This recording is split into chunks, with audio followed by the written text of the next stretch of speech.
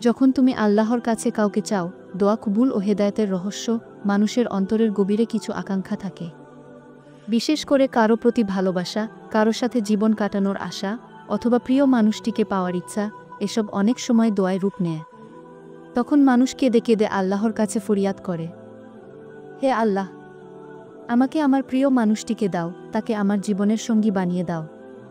কিন্তু প্রশ্ন হলো, আল্লাহ কি সব দোয়া কবুল করেন? যদি করেন তবে কখন? আর যদি না করেন তবে কেন? আজ আমরা বিস্তারিত আলোচনা করব। যখন তুমি আল্লাহর কাছে কাউকে চাও, তখন দোয়া কবুলের প্রক্রিয়া কেমন হয়, হেদায়েত কিভাবে জড়িত থাকে, এবং এ ব্যাপারে কোরআন হাদিস আমাদের কি শিক্ষা দেয়। ১. দোয়া করার প্রকৃত উদ্দেশ্য কি? দোয়া হলো বান্দা ও রবের মধ্যে সবচেয়ে ঘনিষ্ঠ সংলাপ। হাদিসে এসেছে, দোয়া ইবাদতের মূল। তিরমিজি, যখন তুমি আল্লাহর কাছে কারো জন্য দোয়া করো, হোক সে তোমার প্রিয় মানুষ, জীবনসঙ্গী, পরিবার বা অন্য কেউ, তখন তুমি প্রকৃতপক্ষে শুধু তার জন্য চাইছ না, বরং নিজের জন্যও চাইছ। কারণ দোয়া বান্দাকে আল্লাহর কাছে আরও ঘনিষ্ঠ করে। ২. আল্লাহর কাছে কাউকে চাইলে ৩টি অবস্থা হতে পারে। রাসূলুল্লাহ বলেছেন, কোনো মুসলিম আল্লাহর কাছে দোয়া করলে তা অবশ্যই কবুল হয়, তবে ৩ ভাবে। ১. হয়তো আল্লাহ তাকে তাই দেন। ২. না দিলে এর পরিবর্তে তার থেকে কোনো বিপদ দূর করেন। ৩. অথবা তা আখিরাতের জন্য জমা করে রাখেন। মুসলিম, অতএব তুমি কারো জন্য দোয়া করলে ৩টি সম্ভাবনা থাকে। আল্লাহ সরাসরি তাকে তোমার জন্য লিখে দেন, অথবা আল্লাহ জানেন সে তোমার জন্য উপযুক্ত নয়, তাই বিপদ থেকে বাঁচান, অথবা আখেরাতে তোমার জন্য অসীম পুরস্কার সংরক্ষণ করেন। ৩. দোয়া কবুল হওয়ার শর্তাবলী। আল্লাহ দোয়া কবুল করেন, তবে কিছু শর্ত পূরণ করতে হয়। যেমন ১. হালাল উপার্জন, হারাম খাবার বা রিজিক দোয়া কবুলের পথে বাধা। হাদিসে এসেছে, হারাম খাদ্য খাওয়া মানুষের দোয়া কবুল হয় না। মুসলিম।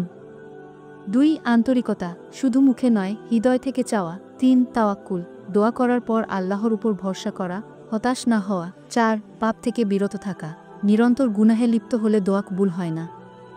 ৫. ধৈর্য, দোয়া কবুলের সময় লাগে। যেমন বীজ বপনের পর ফল পেতে সময় লাগে। ৪. যখন কারো জন্য ভালোবাসার দোয়া করো, কেউ হয়তো চায়, হে আল্লাহ, অমুককে আমার জীবনসঙ্গী বানাও। এখানে দুটি বিষয় গুরুত্বপূর্ণ। ১. তুমি যে মানুষটিকে চাইছ সে তোমার জন্য কল্যাণকর কি না।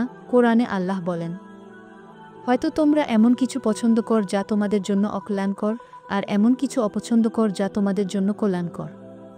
আল্লাহ জানেন, আর তোমরা জান না। সূরা বাকারা ২:১-৬-২। তুমি চাইছো কি হেদায়েতের সাথে? শুধুই দুনিয়ার সুখের জন্য চাইলে হয়তো তা তোমার জন্য ক্ষতিকর হতে পারে, কিন্তু যদি দোয়া করো, হে আল্লাহ, তাকে আমার জন্য হেদায়েতের পথে আনো, আমাদের বন্ধনকে হালাল করো, তাহলে তা আল্লাহর কাছে অধিক গ্রহণযোগ্য হয়। ৫. হেদায়েতের গুরুত্ব। যখন তুমি কারো জন্য দোয়া করো, তখন মনে রেখো, হেদায়েত ছাড়া কোনো সম্পর্ক স্থায়ী হয় না। রাসূল বলেছেন, যার কাছে দুনিয়ার সৌন্দর্য আছে কিন্তু দিন নেই, তার কোনো কল্যাণ নেই। হাদিস। অতএব যদি তুমি কাউকে পাওয়ার জন্য দোয়া করো, তবে আগে দোয়া করো, হে আল্লাহ, তাকে হেদায়েতের পথে চালিত করো, ঈমানকে দৃঢ় করো। ৬. দোয়া কবুল হওয়ার সেরা সময়গুলো। কেউ যখন প্রিয় মানুষকে চায়, তখন নির্দিষ্ট সময়ে দোয়া করলে তা দ্রুত কবুল হতে পারে। যেমন ১. তাহাজ্জুদের সময়। ২. আজানের সময় ও আজানের পরের দোয়া। ৩. সেজদার সময়। ৪. জুমার দিনে আসর থেকে মাগরিবের মাঝামাঝি সময়। ৫. বৃষ্টির সময়। ৬. রোজা অবস্থায় ইফতারের সময়। ৭. দোয়ার আদব। দোয়া করার নিয়ম হল: ১. আল্লাহর প্রশংসা করা। ২. রাসূলের উপর দরুদ পাঠ করা। ৩.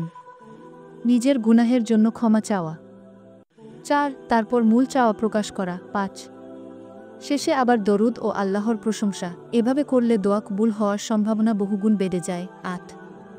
যদি দোয়া কবুল না হয়, অনেক সময় মানুষ ভাবে, আমি তো কেঁদেছি, দোয়া করেছি, তবুও কেন সে আমার হলো না? এর উত্তর হলো, হয়তো সে তোমার জন্য কল্যাণকর নয়। হয়তো আল্লাহ তোমাকে তার চেয়েও উত্তম কিছু দেবেন, হয়তো আল্লাহ চেয়েছেন আখেরাতে তোমাকে পুরস্কার দিতে। হাদিসে এসেছে, কিয়ামতের দিন বান্দা দেখবে তার দোয়া আখেরাতে পুরস্কার হিসেবে জমা আছে, তখন সে বলবে, হায়, যদি আমার কোনো দোয়া দুনিয়াতে কবুল না হতো। মুসনাদ আহমদ ৯। বাস্তব জীবনের উদাহরণ। অনেক তরুণ তরুণী চায় অমুককে বিয়ে করতে। তারা নামাজে, দোয়ায়, কান্নায় মগ্ন হয়। কখনো আল্লাহ তাদের সেই মানুষকেই দেন, আবার কখনো দেন না, যদি দেন তবে তা তাদের জীবনের জন্য কল্যাণকর, আর যদি না দেন তবে পরে তারা বুঝতে পারে আল্লাহ তাদের জন্য উত্তম কাউকে রেখেছিলেন। এটাই হলো প্রকৃত হেদায়েত ও আল্লাহর পরিকল্পনা। 1-0 উপসংহার: যখন তুমি আল্লাহর কাছে কাউকে চাও তখন মনে রেখো আল্লাহ সব জানেন, তুমি জানো না।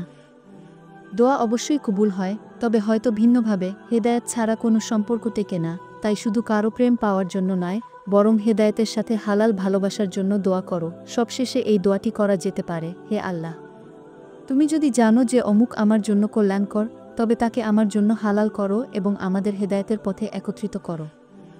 আর যদি জানো যে সে আমার জন্য ক্ষতিকর, তবে আমাকে তার থেকে দূরে রাখো এবং আমার জন্য যা উত্তম সেটি দাও। অতিরিক্ত আলোচনা: দোয়া কবুল ও হেদায়েতের বাস্তব শিক্ষা। দোয়ার আলোচনায় আরেকটি বিষয় খুব গুরুত্বপূর্ণ: আল্লাহর উপর ভরসা, তাওয়াক্কুল। মানুষ অনেক সময় আল্লাহর কাছে প্রিয় মানুষ বা স্বপ্নের কাউকে চেয়ে বসে, তারপর দ্রুত ফল না পেলে হতাশ হয়ে পড়ে। অথচ কোরআনে আল্লাহ স্পষ্ট বলেছেন, আর যে আল্লাহর উপর ভরসা করে তার জন্য তিনিই যথেষ্ট। সূরা তালাক 3 এই আয়াত আমাদের শেখায় দোয়া কবুল হওয়া শুধু সময়ের ব্যাপার। কখনো সাথে সাথে হয়, কখনো বিলম্বিত হয়, কখনো অন্য আকারে কবুল হয়। বান্দার কাজ হলো আল্লাহর উপর আস্থা রাখা এবং ধৈর্য ধারণ করা। প্রিয় মানুষকে চাইলে কি করতে হবে? 1. নিজেকে সংশোধন করা। আল্লাহ বলেন, নিশ্চয়ই আল্লাহ কোনো জাতির অবস্থা পরিবর্তন করেন না যতক্ষণ না তারা নিজেদেরকে পরিবর্তন করে। সূরা রাদ 1:1 অর্থাৎ তুমি যদি পবিত্র ও দিনদার মানুষ চাও, তবে আগে নিজেকে দিনদার বানাতে হবে। 2. ইস্তিখারা করা। প্রিয় মানুষকে চাওয়ার আগে নামাজে আল্লাহর কাছে ইস্তিখারা করা উচিত। এতে আল্লাহ তোমার জন্য ভালো দিক উন্মুক্ত করবেন। 3. সবর করা।